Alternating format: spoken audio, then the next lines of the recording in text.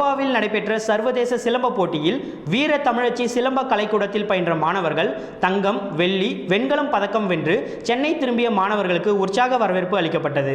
கோவா மாநிலம் காலிகட் பகுதியில் நடைபெற்ற சர்வதேச போட்டியில் வீர தமிழச்சி சிலம்ப கலைக்கூடத்தில் பயின்ற 12 மாணவர்கள் பயிற்சியாளர் கிருஷ்ணினா தலைமையில் போட்டியில் கலந்து கொண்டனர். பல்வேறு நாடுகளுடன் நடைபெற்ற போட்டியில் 5 தங்கப்பதக்கம், 4 வெள்ளிப் பதக்கம் மற்றும் 3 வெண்கலப் பதக்கம் வென்று சாதனை படைத்துள்ளனர்.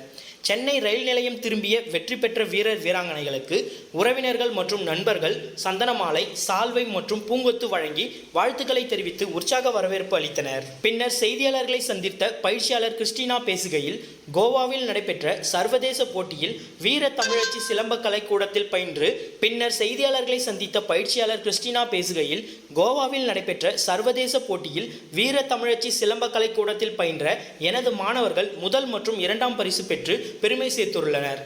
பல்வேறு நாடுகளில் இருந்து 300க்கும் மேற்பட்ட மாணவர்கள் பங்கேற்றனர்.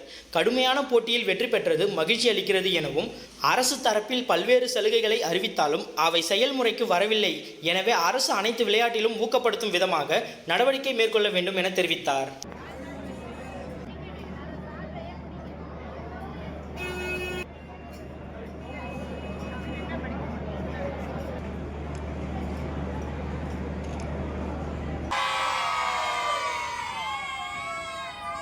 தமிழச்சி சிலம்ப கலைக்கூடத்தை சார்ந்த என்னோட மாணவர்கள் அநேகம் பிள்ளைகள் முதலிடம் 2ஆம் இடத்தை பிடித்து சாதனை படைத்திருக்காங்க.